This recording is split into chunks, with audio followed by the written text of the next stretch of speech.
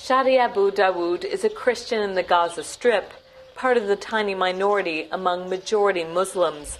He was hoping to see Pope Benedict during the pontiff's visit to the Holy Land. He and more than 200 other Christians in Gaza applied for permission to enter Israel to see the Pope.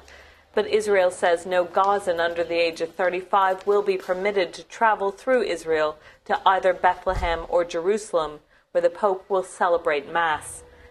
Abu Dawood, who's 31, had not been hopeful.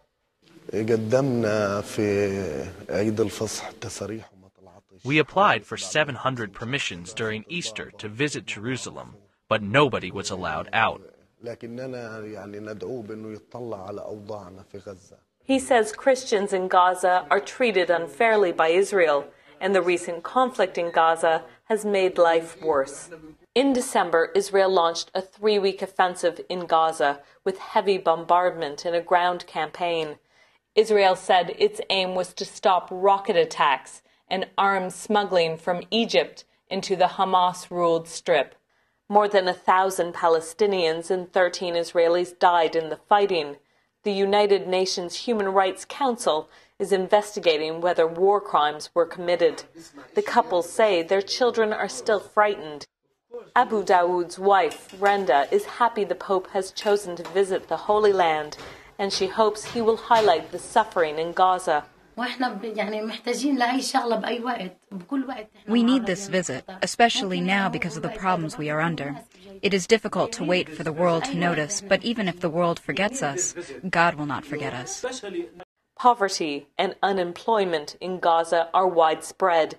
Israel controls the crossing points into the Strip, and although it has allowed humanitarian aid and fuel to get through, construction materials have not been okayed, and houses destroyed by the bombings are not being rebuilt.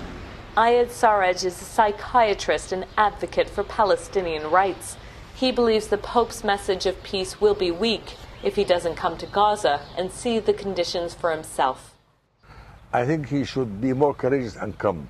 I'm really, as a Palestinian, as a peace activist, for the sake of Israel and for the sake of the Palestinians, we need all these important people to come to the Holy Land, in Israel and in Palestine, and put the message across very strongly.